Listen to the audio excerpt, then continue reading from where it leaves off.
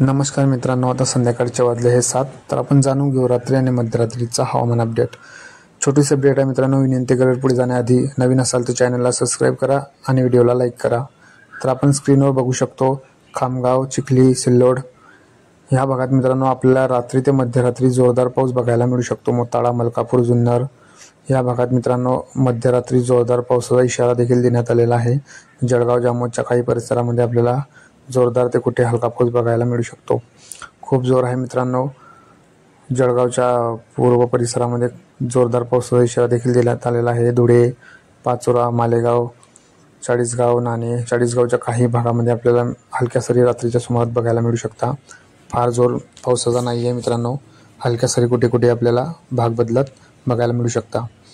तसंच मित्रांनो साक्री, धुळे, अमळनेर, शिरपूर, नंदुरबार, शहादा ह्या भागात देखील मित्रांनो तुरळक भागामध्ये हलक्या ते मध्यम सरी बघायला मिळू शकता.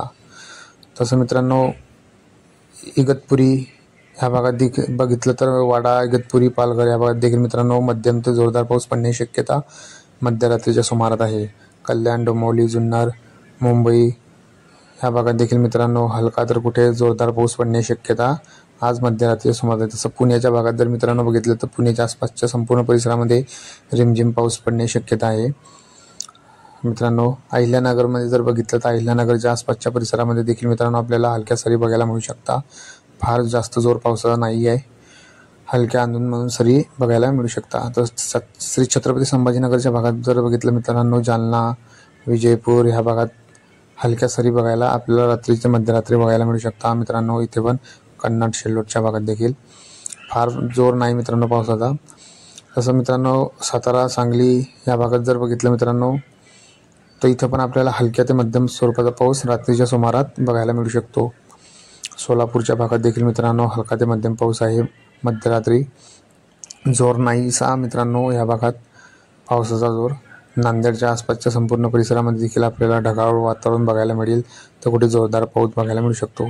चंद्रपूरच्या काही भागामध्ये, पश्चिमी भागामध्ये मित्रांनो आपल्याला हलक्या सरी बघायला मिळू शकता. कुठे कुठे अधूनमधून जोरदार पाऊस पण बघायला मिळू शकतो. तर मित्रांनो नागपूरच्या परिसरामध्ये आता मोकळे वातावरण झालेलं दिसत आहे. काही दिवसापासून खूप जोर गाठलेला होता पावसाने, आता थोडं हलकं वातावरण झालेलं आहे मित्रांनो. गोंदिया या भागात देखील मित्रांनो आता रिमझिम पाऊस पडण्याची शक्यता आज मध्यरात्री आहे. फार जोर नाही मित्रांनो.